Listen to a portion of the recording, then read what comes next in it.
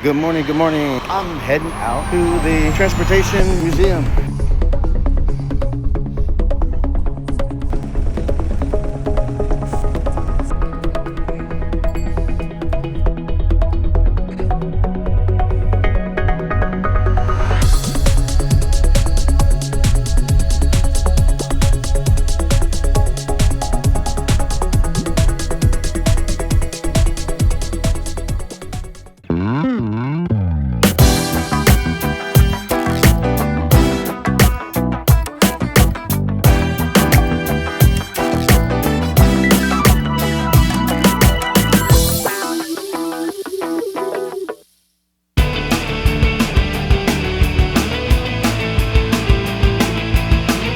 Hello, it's New Year's Eve. By the way, expecting cold temperatures. 5 minutes to go and it's New Year, UK!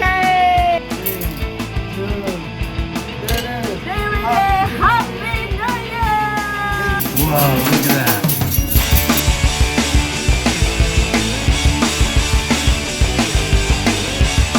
We're gonna go to IKEA.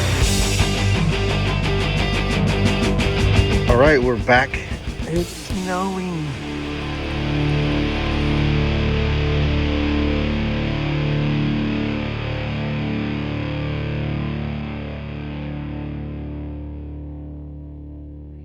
Hi, Tricky Brandy here from sunny London. You're watching RV Weekends on YouTube. Good morning, good morning. It's January 8th, Wednesday, 2025. And I'm heading out to the Transportation Museum.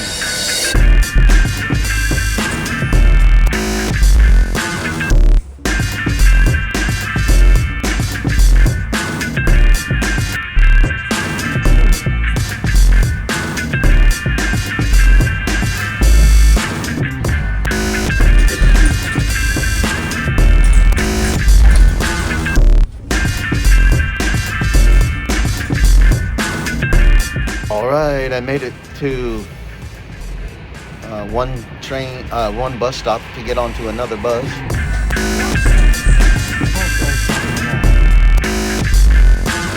That's where the helicopter lands, on top of the hospital.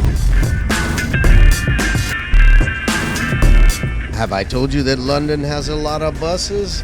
Just look at all the buses. 5, 6, 7. And then look ahead. 8, 9 on the left side of the road, and more coming on the right side, like 10. There's a lot of buses in London.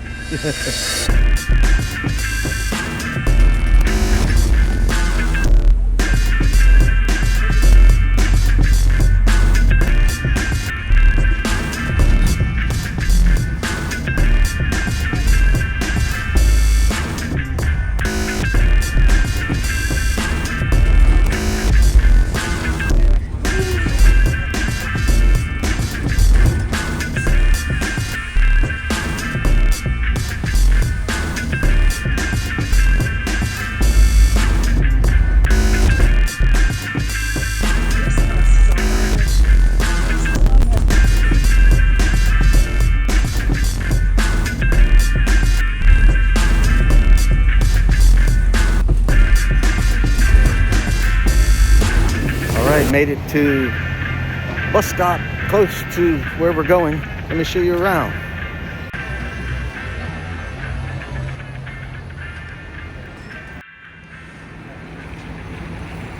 Oh yeah, let's check out this Danish bakery, a little window shopping. I'm not gonna buy anything, but look how delicious this looks. Oh yeah.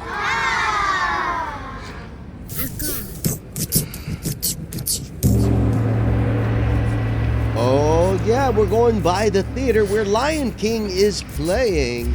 Ah, that would be so cool to watch, don't you think? I'm sure it's a very great presentation. On our way to the Transportation Museum.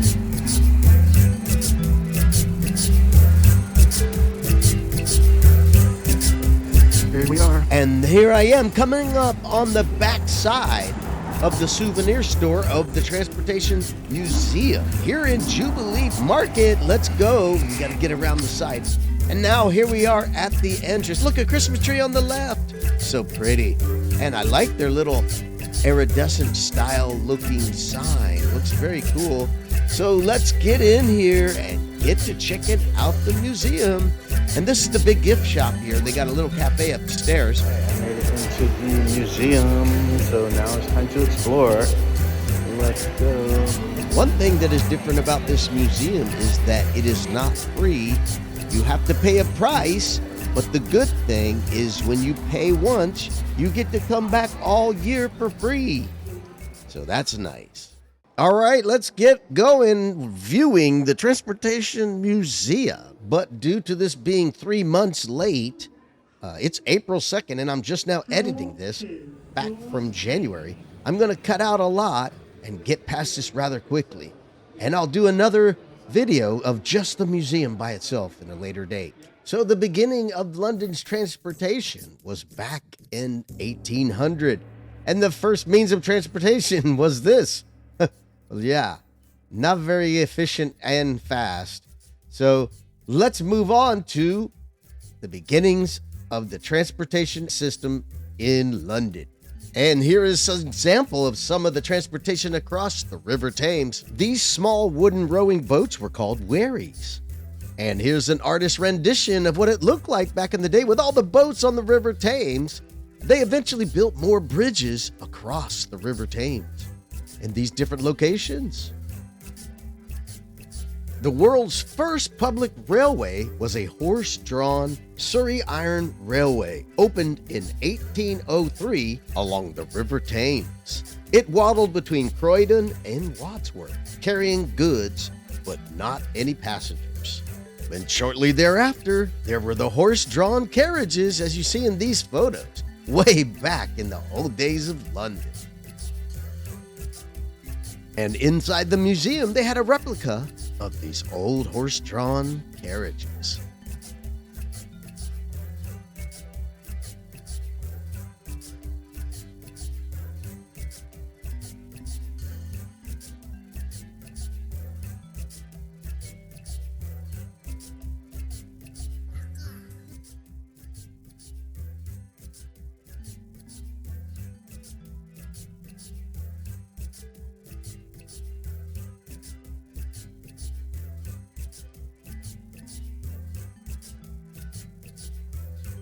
And as progress would continue, the steam locomotive was invented. Now, the mainline railways to London rushed in from every direction in the 1830s and 40s. A lot of property was demolished to construct new routes. To limit the damage and disruption, Parliament prevented the railway companies from extending their lines into the very heart of London. And in order for passengers to complete their journeys, they had to take a cab or take a horse-drawn carriage into town. In 1833, Parliament gave permission for London's first passenger railway to be built from London Bridge to Greenwich. It opened in stages from 1936 to 1938, mainly above ground on a long brick viaduct. The London and Greenwich Railway quickly demonstrated that over a distance, a steam train was much faster than a stagecoach. The new railway also undercut the Thames steamboats. In its first 15 months, it carried over 650,000 passengers. And by the 1840s, it was carrying over 2 million passengers a year.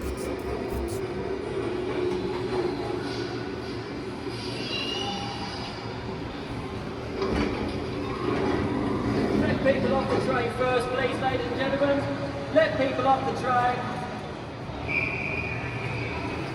Move down the cars, ladies and gentlemen. Move down the cars.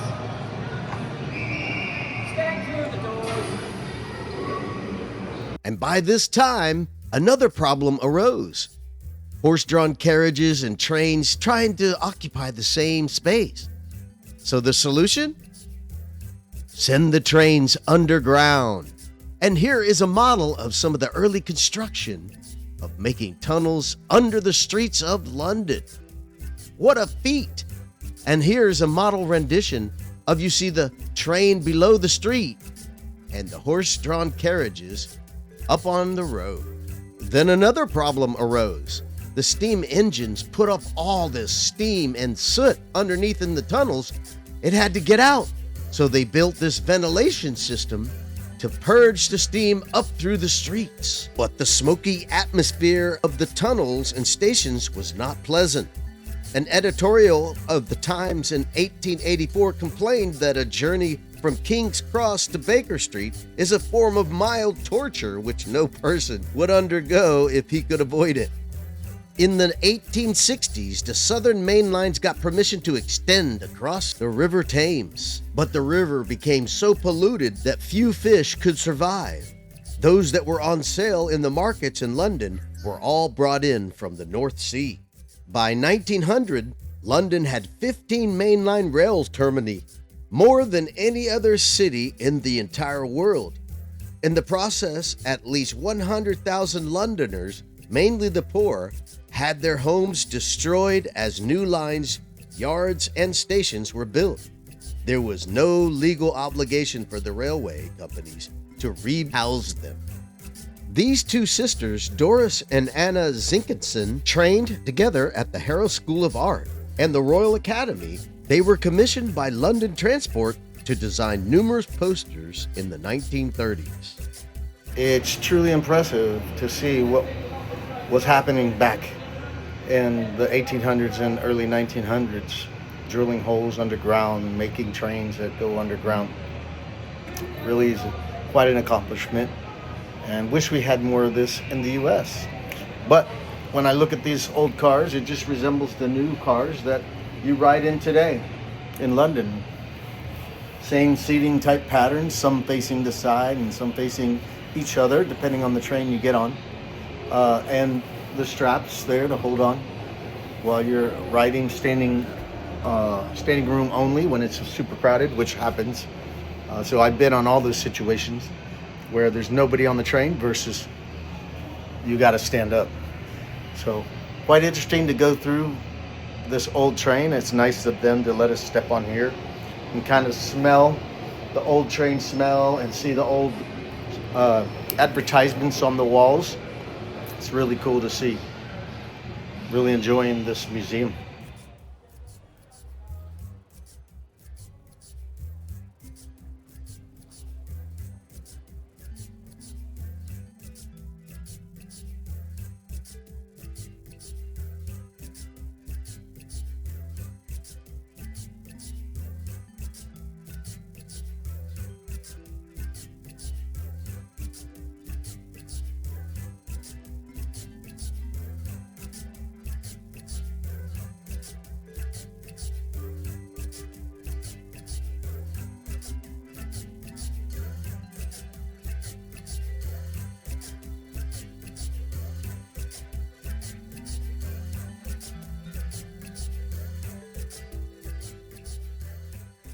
Classic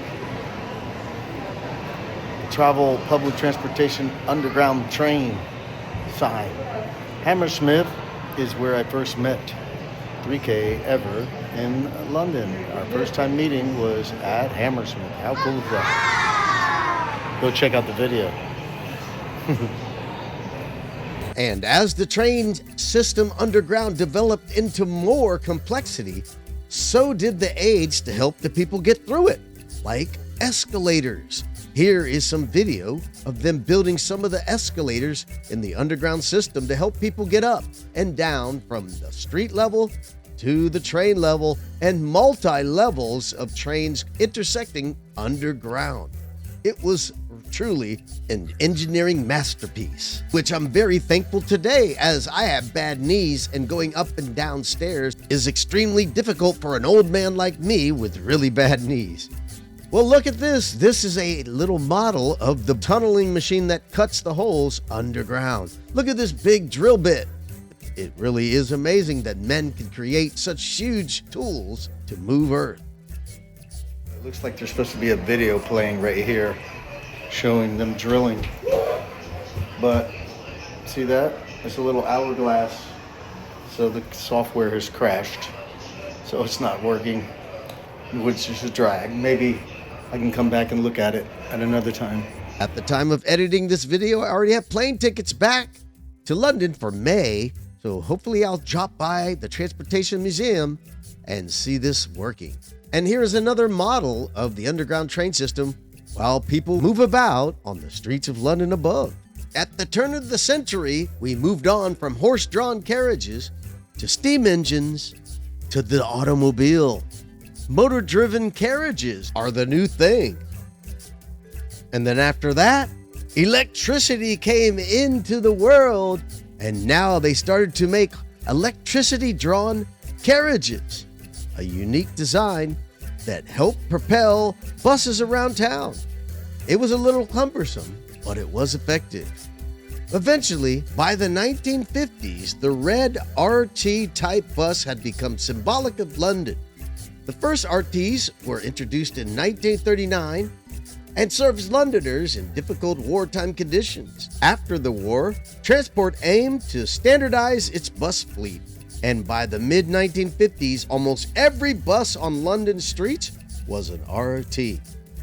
By the time it was withdrawn in 1979, the RT had been serving London for 40 years. The RT-type bus ran with a driver and a conductor who traveled in the back with the passengers, collecting fares and checking tickets. RTs were built at a time when the use of public transportation in London was declining. The rise of the car ownership and home entertainment in the 50s meant that fewer people were choosing to travel by bus. And as I moved through the museum, one of these cool interactive places was here where you could drive a train. How cool is that? And by the late 1900s, the trains were being drawn by clean electricity, as they are now in the 21st century.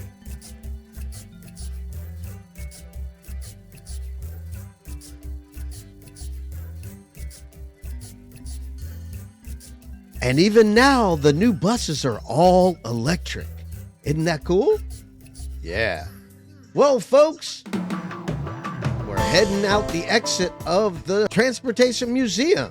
Let me leave you with this running, as I thought this was super cool. How it shot the images on the wall, and they dropped down on the floor and kept sliding across the floor. I thought that was super cool.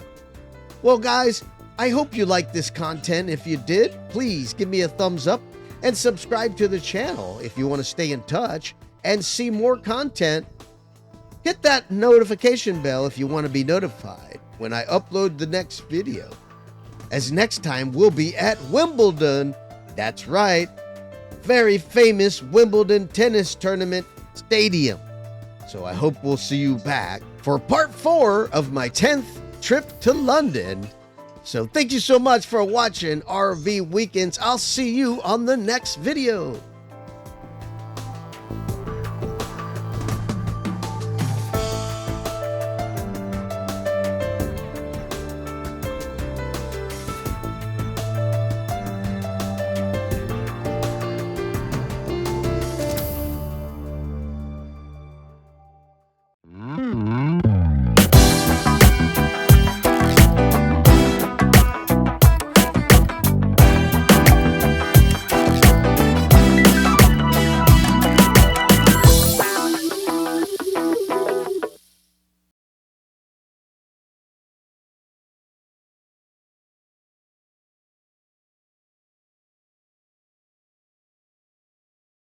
It's Tricky Brandy here, and this is RV Weekends, and we are right here at Rock Springs. Rock Springs.